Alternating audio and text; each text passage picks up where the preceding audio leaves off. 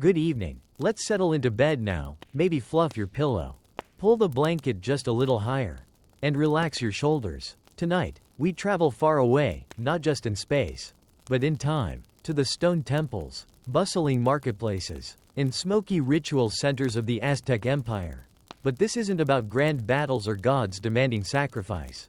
No, this is a different kind of story. We'll drift slowly through the lesser-known corners of history, where justice was often creative, bizarre, and very, very Aztec. So, close your eyes. Let's begin with something small, strange, and perfectly peculiar. Part 1: The Punishment of the Pebble Chewer. In the heart of Tenochtitlan, where obsidian tools clinked softly in the workshops, and tamales steamed in the early morning mist, there lived a man named Tlilpatanki. Tlilpatanki had a bad habit. He chewed on pebbles. No one quite knew why. Was it stress? Boredom? A childhood superstition? Whatever the reason, he would often wander the city, chewing tiny stones, clicking them against his teeth. Now, in the Aztec Empire, damaging one's teeth without reason was considered an insult, not just to yourself, but to the gods who gave you a healthy body. And so, after one too many broken molars, the city elders summoned Tlilpatanki. Rather than punishment by whipping or public shame, he was assigned a stranger penance. He was made to sing to his teeth every morning, in front of the temple, loudly. For 30 days, Tlilpatanki stood beside the temple of Tlaloc and recited verses honoring molars, incisors, and even the humble bicuspid. Children laughed, merchants shook their heads, but he never chewed another pebble again. Part 2: The Feather Shame of the Lazy Scribe. In a quiet corner of the Aztec capital, past the market stalls and sun-warmed adobe walls, there sat a small school for scribes. The scribes were a proud profession, trained to record everything from poetry to tax records to the movements of the stars. One such scribe, named Chamali, had a problem. He was not lazy by nature, but he had discovered naps.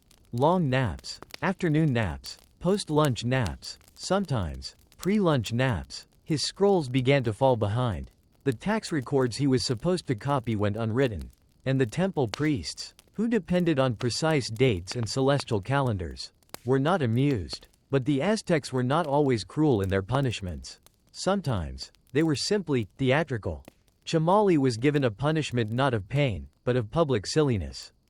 For one entire lunar cycle, he had to wear a cloak made entirely of the fluffiest bird feathers available. Not eagle feathers, which were noble, but the soft, brightly colored, impractical ones, like parrot and quetzal feathers. Every day, Chamali floated through the school halls like a walking pillow. People could barely look at him without smiling. Children would sneak behind him and try to tickle his ankles with fallen feathers. Whenever he sneezed, a puff of color erupted from his shoulders. By the end of the month, Chamali had caught up on all his scrolls, and had a new appreciation for practicality in wardrobe. He never napped on duty again. Part 3: The Fish Slap Festival for Market Cheaters. In the grand open-air markets of Tenochtitlan, traders shouted over one another in a chorus of commerce. Corn, beans, cacao, fabrics, and fish, all passed from hand to hand in a ritual as old as the sun. But one merchant, named Quetzalcoatl, had a trick. He soaked his fish in salt water overnight to make them seem fresher. The salt stiffened their bodies and masked the smell, so even old fish looked caught just hours before. For a while, it worked, until it didn't, when an elder priest purchased one of Quetzalcoatl's fish and found it to be foul and rubbery. The matter was taken up by the market court, an actual institution that handled disputes among vendors. They didn't sentence him to jail. That would have been simple. Instead, they organized what would become known as the Festival of the Fish Slapper. For 3 days, Quetzalcoatl stood at the edge of the market, holding a basket of spoiled fish. Anyone who had purchased fish from him in the last moon cycle was invited to approach and gently, very gently, slap him across the cheek with one. Rules were posted: no throwing, no swinging with force, only a light, ceremonial touch. By the end of the 3rd day, Quetzalcoatl smelled like the docks and could barely blink without twitching. He also never sold fish again, choosing instead to trade in dry beans, which were harder to falsify and smelled significantly better. And thus ended the brief reign of the saltwater fishman of Tenochtitlan. Part 4: The Corn Kernel Countdown for the Forgetful Farmer. Out on the quiet edges of the Aztec Chinampas, those floating gardens that drifted like green puzzle pieces across the lake, lived a farmer named Tikoco. He was a kind man, diligent, hard-working, but terribly forgetful. One year, he forgot to plant corn in one of his key plots. Entirely. He plowed the soil. He even watered it, but somehow, the planting never happened. When harvest season arrived, there was nothing but weeds swaying in the breeze. The elders called it the silent field. Now, in the Aztec world, corn, or maize, was sacred. It was life. To forget corn was to forget the gods. And Tikoco, while not punished harshly, was reminded of this in the most Aztec way possible, with a countdown of kernels. Every day, for 104 days, 2 sacred calendar rounds, Tikoco was required to carry a single corn kernel in his hand, just one. From sunrise to sunset, the next day, he would carry 2, then 3, and so on. By the end of the ordeal, Tikoco was lugging around heavy sacks filled with thousands of kernels, rattling with each step, like a living maraca. Birds followed him, children asked to count his corn, strangers would lean in and whisper, "How many today?" He never forgot to plant again. And he developed a deep respect for every single kernel, especially when he no longer had to carry them.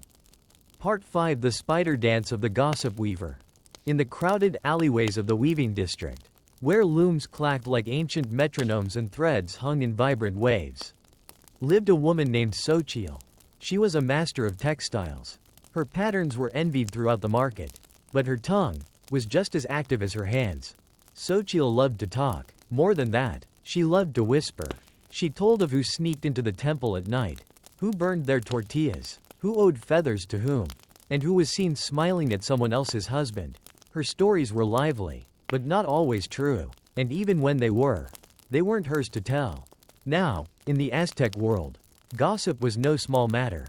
Words could destroy harmony, invite wrath from the gods, or worse, disrupt the delicate balance of the community.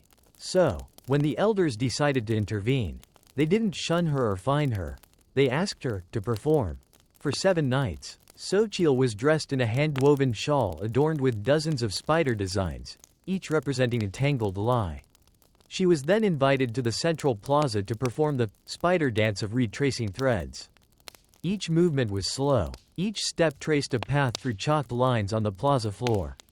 She danced in loops, backward steps, and mirrored turns, symbolizing the way gossip spins webs that trap even the speaker.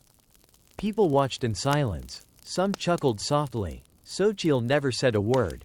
After the 7th night, the shawl was burned, and though she still wove the finest fabrics in the district, her stories grew gentler, less tangled, more true, and no one ever called her a spider again. Part 6: The Fire Watcher's Candle of Shame.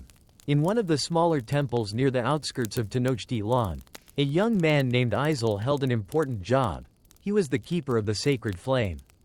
It wasn't a grand flame like those in the Great Temple, but it still mattered. This particular fire was dedicated to Wewedud, the old god of fire and time. Isel's task was simple: keep it burning. All day, all night, every day. Except, he didn't. One evening, Isel dozed off beneath the stars, lulled by the chirping of crickets and the warmth of a borrowed cloak. The fire dimmed, then flickered out. Now, letting a sacred fire go out wasn't just clumsy, it was spiritually offensive. But the priests were kind, and they remembered their own youth. So, rather than punish Isel with fire, they gave him a candle. A very, very large one. He was required to carry a massive ceremonial candle, taller than his waist, strapped to his back for an entire week. It had to remain lit, even as he walked through markets, fields, and along the temple grounds. At night, he slept sitting up, with the candle propped safely beside him in a stone basin. When people saw him coming, they would gently part the path, whispering, "There goes the flame boy." By week's end, Isel was weary, wax-splotched, and thoroughly embarrassed, but wiser. He never let the flame die again. And for years afterward, whenever someone looked sleepy near a fire, someone would mutter, "Do you want the candle too?" Part 7: The Nut-Pebble Duel of the Two Grumblers. In a quiet courtyard shaded by fig trees and lined with hummingbird-painted tiles, Two elderly men named Akamapictali and Zoko had a problem. They hated each other. No one remembered why. Perhaps it started with a borrowed cloak that was never returned. Or a dispute over who first planted a certain pomegranate tree. What everyone did remember, however, was the constant bickering. They grumbled at the market. They argued at festivals. They even complained about each other while offering incense at the temple. The elders, tired of the noise, decided on a resolution not rooted in punishment, but in mild inconvenience and absurdity. They were ordered to settle their feud in the most respectfully ridiculous way possible, with a nut-pebble duel. Each day, for a full fortnight, the two men sat cross-legged in the plaza across from each other, wearing oversized wooden collars decorated with peace glyphs. Before them lay a bowl of tiny river pebbles and a bowl of roasted nuts. Their task: for every complaint they wanted to make, they had to balance a pebble on their head. If the pebble fell, they had to eat a nut, and the other man got to say something nice about them. Soon, crowds gathered each morning to witness the most slow-paced, wobbly rivalry in Aztec memory. He breathes too loud, Akamapictali would mutter, only for the pebble to fall and Zoko to gleefully announce. But his hands are steady with the flute. By the end of the 2 weeks, the men were still grumbling, but also chuckling. They never quite became friends, but they started arguing in poetry. And that, everyone agreed, was a fine improvement. Part 8: The Whisper Shells of the Eavesdropper. In a quiet alley near the water carrier's lane, there lived a boy named Matlal. Curious by nature, Matlal had a habit, not of mischief exactly, but of listening where he shouldn't. He would crouch behind doorways, lean against woven reed walls, and pretend to fix his sandals while soaking in secrets meant for other ears. He rarely repeated what he heard, but people began to notice. Conversation stopped when he passed. Eyes narrowed when he lingered too long. Eventually, the elders confronted him, not with anger, but with a solution. They called it the whisper shell lesson. Matlal was given 2 large conch shells, beautifully polished and sacred in design. They were hollowed slightly, then tied to either side of his head with a soft cloth band. He was instructed to wear them for 9 days, and to attend all his usual tasks in full public view. Now, conch shells don't just sit quietly. They amplify sound. The echoes inside made everyday noises, like birds, footsteps, even market chatter, seem like crashing waves. Whenever someone tried to speak to him, Matlal would jump or squint, trying to make out their words through the oceanic roar in his ears. He grew overwhelmed, dizzy, and by the 3rd day, he had already started avoiding crowded areas. By the 9th day, he begged to have the shells removed. Afterward, he stopped listening behind doors. Instead, he started drawing, quietly recording his own stories rather than overhearing those of others. His conch shells were later hung above the school entrance, where they remained for years, an echoing reminder to listen, only when invited. Part 9: The Tortilla of Public Regret.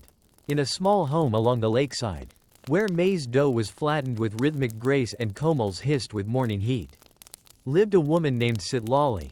She was known not for her cooking, which was excellent, but for her temper, which was legendary. One morning, in a burst of anger at her neighbor's noisy rooster, Citlali did something unthinkable. She hurled a freshly made tortilla directly at the poor bird. It struck the rooster squarely on the beak. Now, in many places, this might seem like a silly outburst, but in the Aztec world, tortillas were sacred. They weren't just food, they were offerings to gods, symbols of life, and gifts to honored guests. To throw one, in anger, at a creature, was to mock the very cycle of nourishment.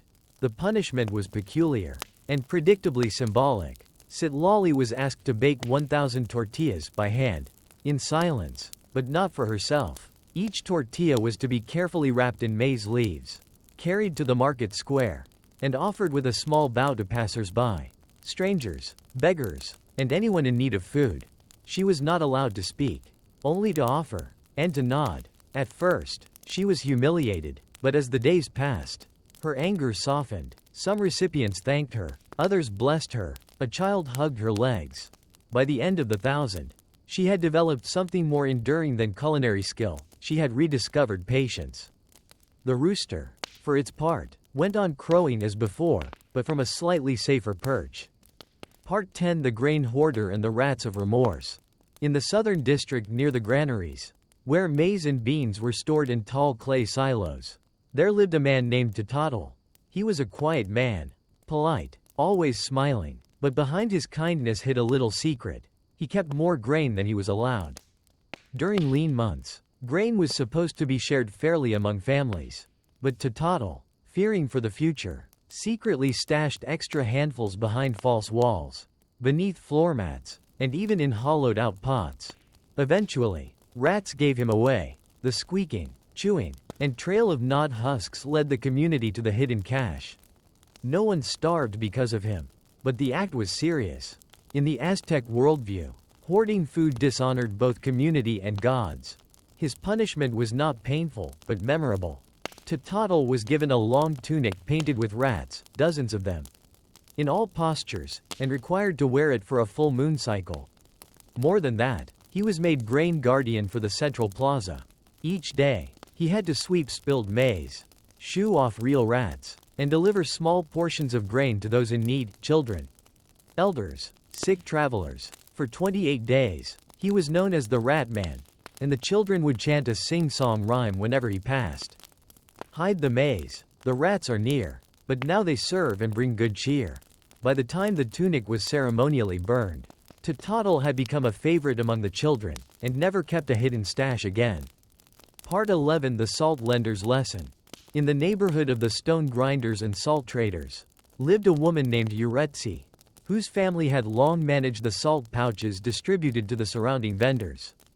Salt was precious in the Aztec world, not only for flavor but for preservation, healing, and rituals. Lending a handful was common practice among neighbors, but Yuretsi charged interest. If someone borrowed a pinch, she demanded 2 in return.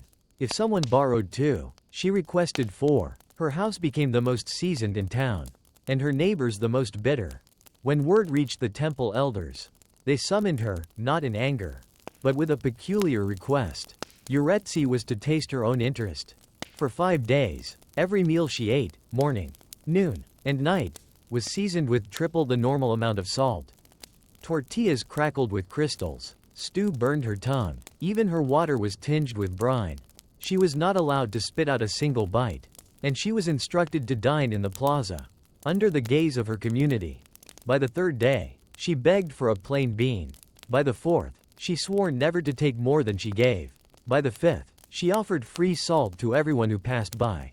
After her lesson in salt, Yuretsi returned to her stall.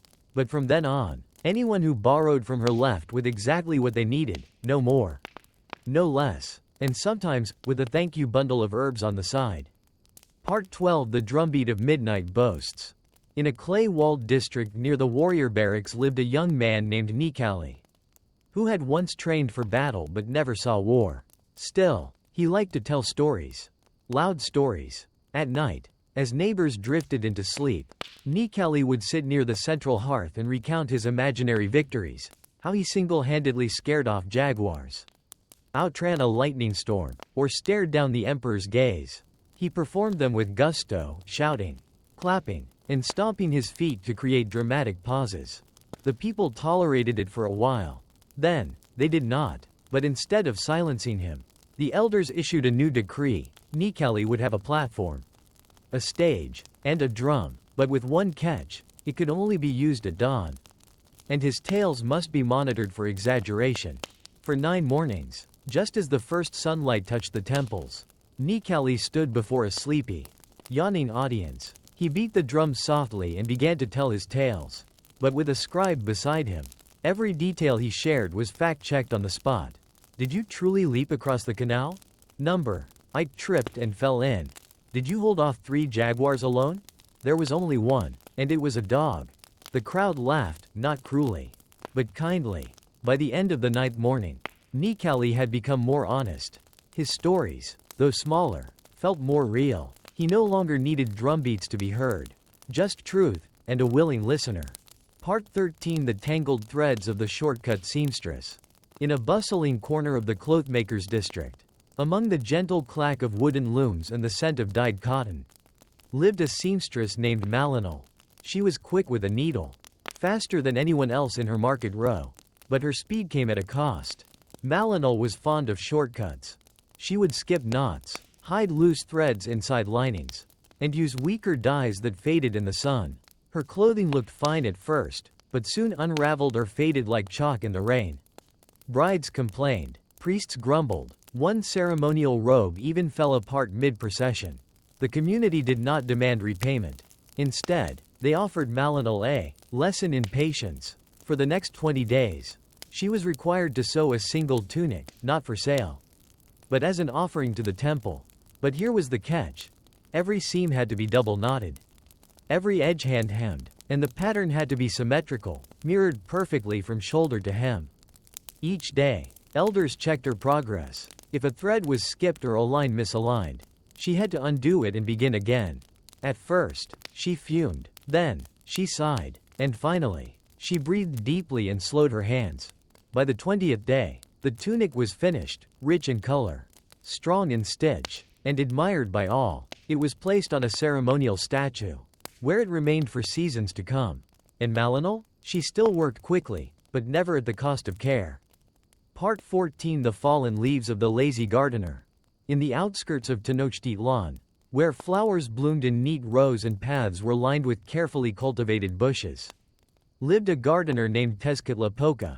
Unlike the other gardeners, who spent hours each day trimming and tending to their sacred plants, Tezcatlipoca had one little problem. He was very lazy. He would plant seeds, yes, but then he would forget to water them. Or worse, leave the garden unattended for days. His plants, though young and vibrant at first, began to wilt. The flowers, once brightly colored, started to fade. His garden was a beautiful mess of dying leaves and unpruned branches. One day, the head gardener, who was as wise as the old oaks, came to him with a simple request. Tezcatlipoca would have to repair the entire garden by hand. The punishment was to restore his garden to its original beauty.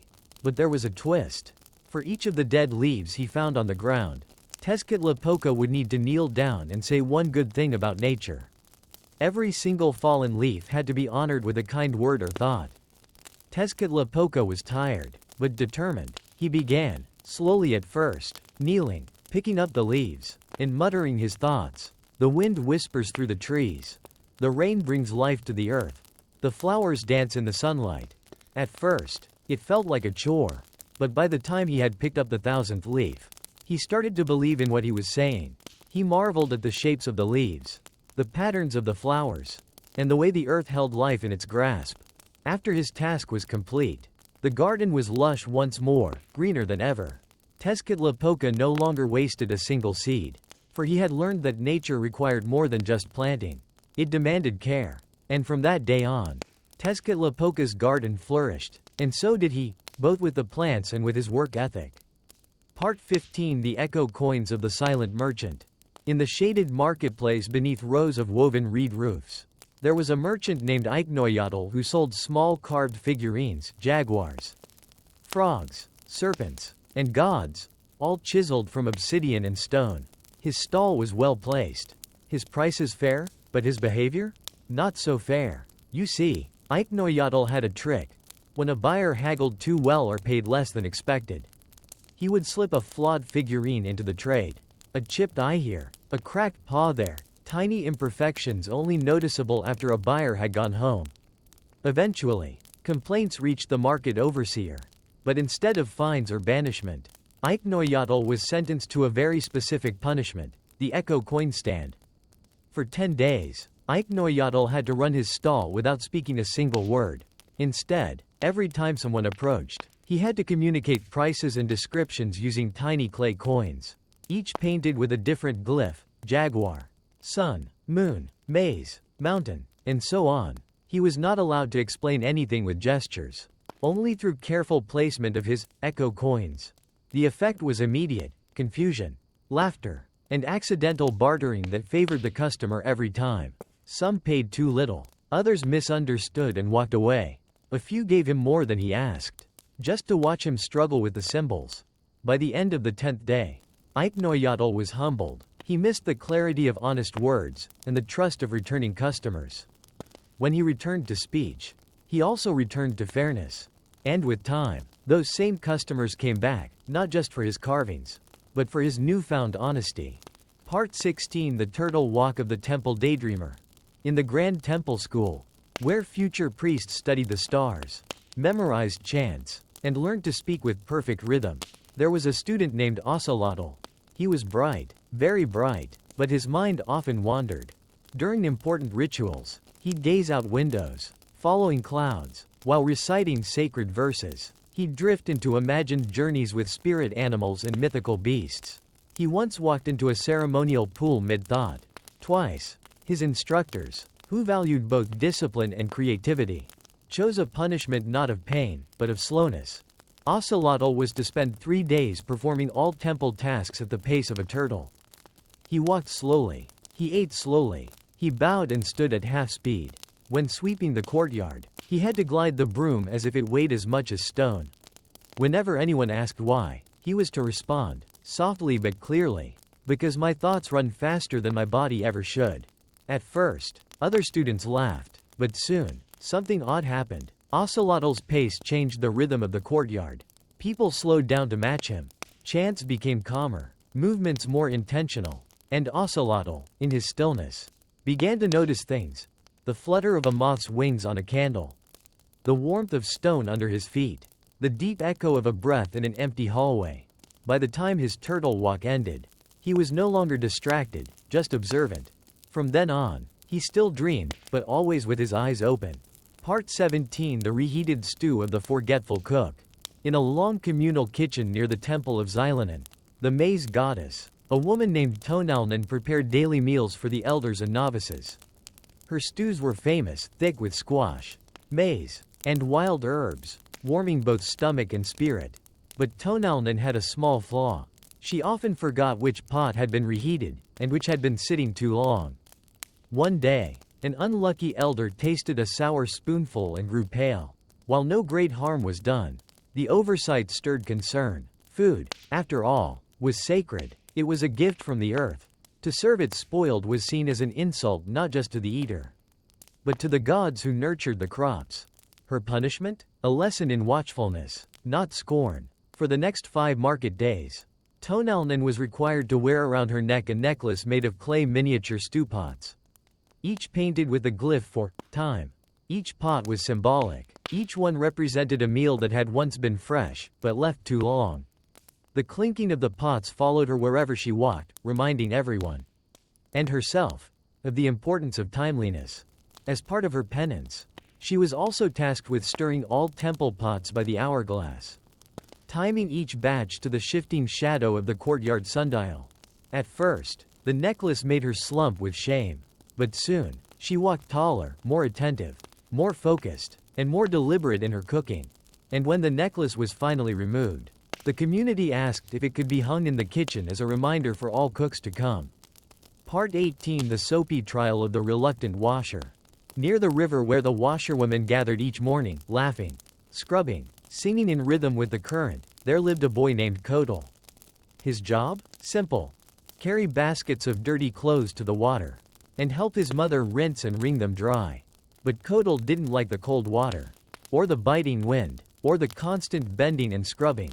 So, one day, rather than wash, he buried a bundle of laundry beneath a mound of river stones and told his mother he had already cleaned it. It didn't take long for the truth, and the stench, to rise. But instead of harsh punishment, the community offered Kodal a lesson wrapped in suds. He would serve a full week as the official soap boy of Tenochtitlan. His task? Distribute soap to all washerwomen by sunrise. Stir the boiling pots of soap bark extract. Shape and stamp the solid cakes with glyphs of cleanliness. And greet each woman with a formal phrase. To cleanse is to honor the cloth, and those who wear it. To complete his role, Kodal wore a tunic printed with bubbles and carried a small wooden pail everywhere he went. Even to rest. At first, he grumbled, but soon, the washerwomen began to cheer him on. They nicknamed him Sochi Soap, the sudsy flower. Some even asked him to sing with them. By the end of the week, Kodal no longer dreaded the river. He came on his own, cleaning not just the clothes, but his attitude, and he never buried a tunic again. Part 19: The Feather Collector of Unspoken Thanks. In a central plaza shaded by tall banners and fragrant incense, lived a man named Yautl who worked as a courier.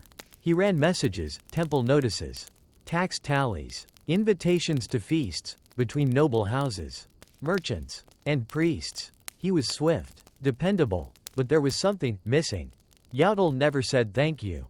When given a meal for his journey, he would nod. When gifted sandals for his tired feet, he'd grunt. Even when offered shelter during a storm, he merely sat, silent and dry. The elders noticed. In Aztec culture, gratitude was not a formality, it was sacred. To show thanks was to maintain the thread of community, the bond of reciprocity. And so, a lesson was devised. For 20 days, Yautl became the feather collector of gratitude. Each time someone gave him something, be it a word, a meal, or a mat to sit on, he was required to present a feather in return. Not just any feather, it had to be gathered that morning. Clean, bright, sometimes from a rooftop, sometimes from a bird market, sometimes plucked gently from a molted shrine arrangement. By sunset, his pouch would be empty. He gave away hundreds of feathers. Hummingbird, parrot, dove, even turkey. He gave them with both hands, bowed his head, and whispered, "Thank you. May this gift remind you of wind, sky, and kindness." By the final day, Yautl needed no prompting. He began to thank people without feathers in hand. His words became soft offerings themselves. And long after the task ended, he was still known by his new name, Quetzalcoatl, the Thankful Runner. Part 20: The Compass Path of the Wandering Guide. At the edge of the Great Causeways, where pilgrims first entered the mighty city of Tenochtitlan, a young man named Huitzi served as a guide. It was his role to greet newcomers, merchants, nobles, travelers, and help them navigate the sprawling city streets, canals, and temples. But Huitzi had a flaw. He refused to admit when he didn't know the way. When asked for directions to the jade market, he confidently sent people to the bird traders. When asked for the Temple of the Sun, he pointed them toward the festival fields. His pride turned many a journey into a confusing loop. After too many misdirected pilgrims ended up at the wrong ceremonies or sleeping beside the wrong shrines, the city council intervened, not with anger, but with creativity. Huitzi was made the subject of a public reminder. For 13 days, he was required to walk the compass path. Each day at dawn, he stood at the center of the market with a staff tipped in obsidian and a tunic marked with the 4 cardinal glyphs: north, south, east, and west. He was given no map, only verbal instructions, and each morning, he had to walk to a designated destination using only the correct cardinal direction. The routes were winding. He often got lost. When he did, he had to ask others, humble himself, and retrace his steps. The crowd quietly watched his progress. Some followed him for fun. Others offered help. By the 10th day, Huitzi was asking more questions than giving answers. By the 13th, he had completed every journey accurately. When he returned to his post, he carried not only knowledge, but a new habit, saying, "I don't know, but let's find out together." Part 21: The Mirror of Interrupted Stories. In the twilight courtyard of the poets and elders, where tales were told beneath torches and stars, there was a boy named Tainage. He was young, eager, and always full of thoughts. Too full. In fact, whenever a story was being told, whether a myth of Quetzalcoatl or a lesson from the ancestors, Tainage would interrupt. Not out of rudeness, but excitement. What happened next? Why didn't the jaguar eat them? But wasn't that the same mountain from the other story? The storytellers, patient though they were, found the flow of their tales crumbling beneath Tainage's constant questions. The silence between sentences, the rhythm of breath and suspense, all vanished. So they decided to give him something reflective. Tainage was given a small obsidian mirror, not for vanity, but for watching himself. For 7 evenings, he was asked to sit among the listeners while holding the mirror in his lap.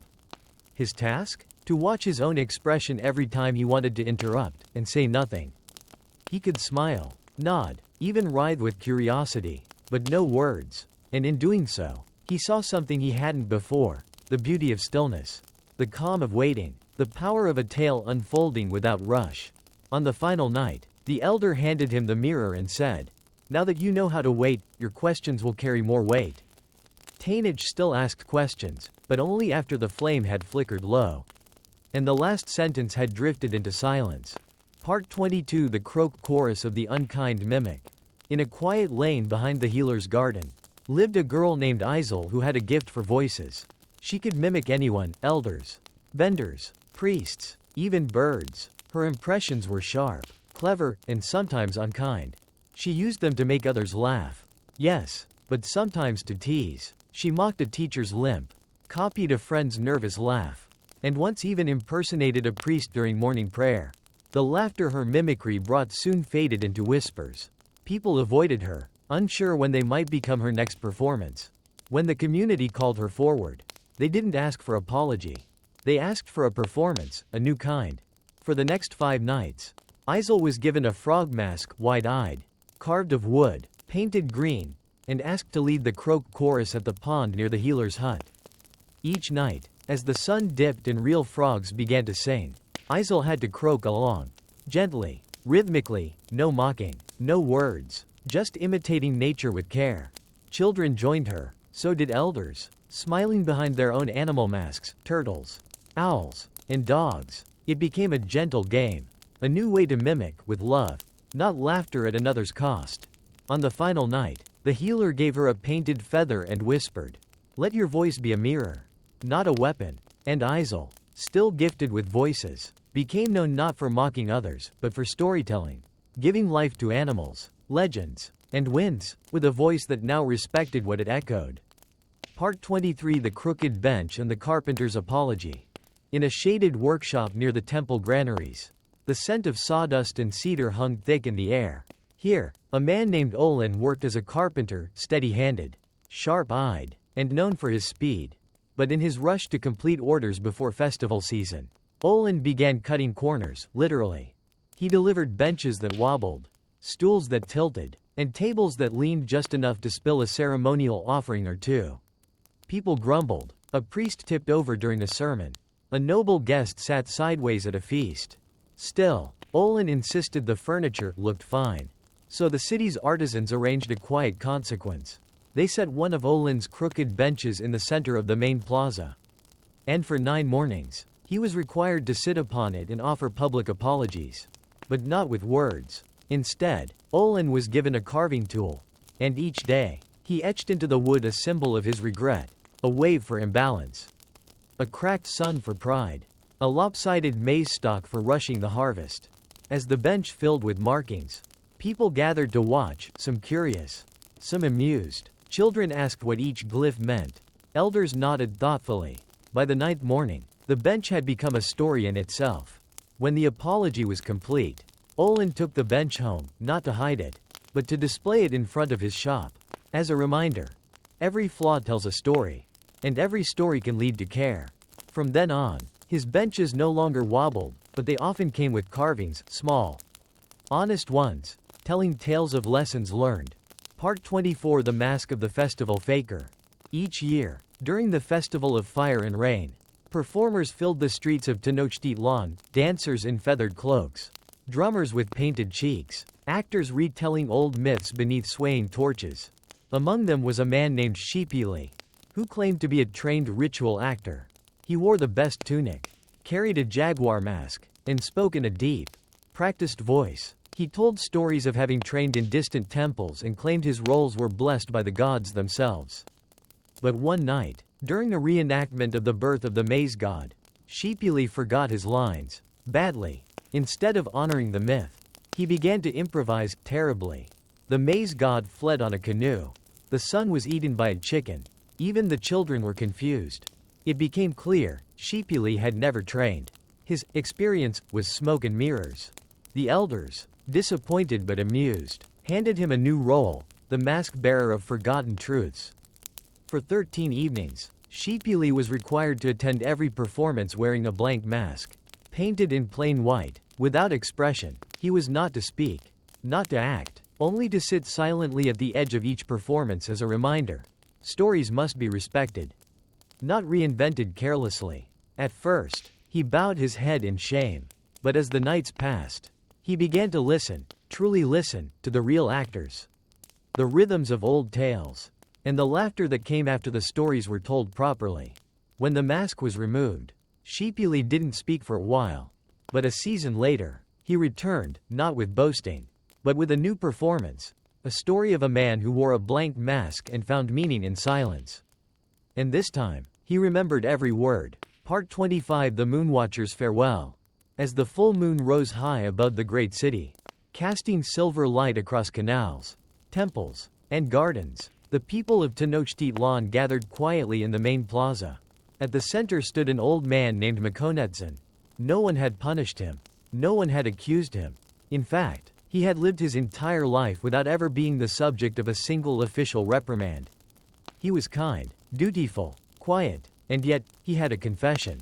For many years, Mekonetzin had served as the Moonwatcher, a respected elder who tracked lunar phases and marked sacred nights. His job was to light the moonfire on festival eves, to call for calm in the city, and to whisper the ancient names of the gods under the stars. But one night, many cycles ago, he had fallen asleep, just once, and missed the moonrise entirely. No one noticed. The fire was lit late. The chants were rushed. But the calendar survived. The rituals continued. And life went on. Still, Mekonetzin had never forgiven himself. Now old and near the end of his service, he asked for a chance to atone, publicly, gently, humbly. And so, for his final offering, he stood in the plaza for one full night, wrapped in a robe of stars and silence. He held a clay moon in both hands, painted white, cracked in places, but still glowing from within. He did not speak. People gathered around him. Some sat, some wept, some simply watched. As dawn approached, Mekonetzin placed the moon on the temple steps, bowed deeply, and walked away without looking back. No one had demanded his apology. But everyone remembered it, and that, the elders would later say, was the final and most beautiful punishment of all, the one given freely. In Love, to the Sky. Part 26: The Drummer Who Played Too Fast. In the ceremonial school atop the temple steps, where apprentices trained for ritual music, there was a boy named Tepi. He loved to drum. More than that, he lived to drum. But he had one flaw. He played too fast. While other students carefully struck each beat with solemn rhythm, Tepi raced ahead, eager, loud, energetic. His hands flew, his tempo surged, and during one important offering to the rain god Talak, his drumming outran the dancers. The sacred sequence collapsed. Movements fell out of sync. The entire ritual had to be restarted. His teachers didn't punish him with silence. No, they gave him a new drum. A slow drum. Tepi was given a large ceremonial drum made of thick wood and stretched hide, so heavy and deep in sound that only one slow strike could be made every 5 heartbeats. For 7 days, he was required to carry this drum everywhere, into meals, into lessons, even to sleep beside it. And 3 times a day, he had to play 20 perfectly timed beats, each spaced by the shadow of a falling drop of water from a hanging bowl above him. Too soon, and he would start over. Too late, and he would start again. At first, it drove him wild, but slowly, the stillness began to shape him. By the end of the week, Tepi no longer chased the beat. He met it, and when he returned to the temple steps, his drumming flowed like rain, measured, smooth, and just slow enough to move the gods. Part 27: The Leaf Counter of Broken Promises. In the small garden behind the House of Youth, where novice priests trained in virtue and discipline, there was a girl named Chalchi. She was thoughtful, clever, and quick with words. Too quick, sometimes. She made promises she couldn't keep, small ones at first. I'll sweep the hall. I'll return that book. I'll meet you at sunset. But time and again, she forgot, or changed her mind, or simply moved on. To her, words were wind, but to the Aztecs, a promise was a thread, a sacred tie between one soul and another. Not to be cut lightly. And so, Chalchi was given the leaf task. Each morning, before sunrise, she had to walk the temple garden with a clay bowl and collect exactly 1 leaf for every promise she had broken, 47 in total. But the rule was clear: no grabbing, no tearing. Each leaf must have fallen naturally. She had to wait, watch, notice, follow the wind. Some days, she found only 1 or 2. On others, none at all. She spent long hours beneath trees, listening to the rustle of leaves, the birds overhead, the soft rhythm of patience. Each time a leaf dropped, She whispered aloud the promise it represented. I said I would help her carry the mats. I said I would sing at the offering fire. I said I would listen. By the time she gathered the final leaf, it was almost dusk. She laid the bowl gently at the foot of the promised stone, bowed her head, and walked away without a sound. From that day forward, Chalchi still spoke sweetly, but only when she meant it. And when she made a promise, she made sure no leaf would fall because of her again. Part 28: The Pillow of Public Excuses. In the sleeping quarters of the junior scribes, where reed pens rested in bowls of dye and scrolls lined the walls like woven history, there was a scribe named Xochipilli who was always almost finished. He was bright, skilled, but when asked why he hadn't completed a scroll or missed a deadline, he always had a reason. The ink was too thin. The birds distracted me. A lizard knocked over my work. Every excuse, however minor, pushed responsibility a little farther away. The elders didn't scold him. They gave him a pillow. Not a soft one, a large ceremonial pillow, stitched from coarse cactus fibers and painted with dozens of speech glyphs, each representing a different kind of excuse: wind, noise, rain, sore fingers, forgotten dreams. For 6 days, Xochipilli had to carry this pillow of excuses with him everywhere, balanced on his back during meals, placed beside him while writing, even cradled as he slept. More importantly, for every task he left incomplete, he had to sit on the pillow in the plaza and say aloud the excuse, followed by the real reason. One morning, under the gaze of a curious crowd, he sighed and said, "I blamed the lizard, but I just didn't start in time." The pillow became heavier, not with weight, but with awareness. By the 6th day, he finished his work early, then helped a younger scribe complete theirs. When the pillow was returned to the elders, Xochipilli bowed and said, "I have no excuse, only thanks." Part 29: The Birdsong Watch of the Morning Skipper. Each dawn in Tenochtitlan, long before the streets filled and the markets opened, the young apprentices of the temple rose to greet the sun. They swept paths, lit incense, and sang gentle morning hymns beneath the orange sky. All except one. A boy named Quali was always late. He arrived after the songs had ended, after the incense had burned low, always rubbing his eyes, mumbling, "The sun rises too early." It became a habit, then a pattern. So the temple masters, neither cruel nor angry, offered him a different kind of awakening. For 10 mornings, Quali was assigned to the birdsong watch. He was required to rise before first light and climb the temple's eastern steps.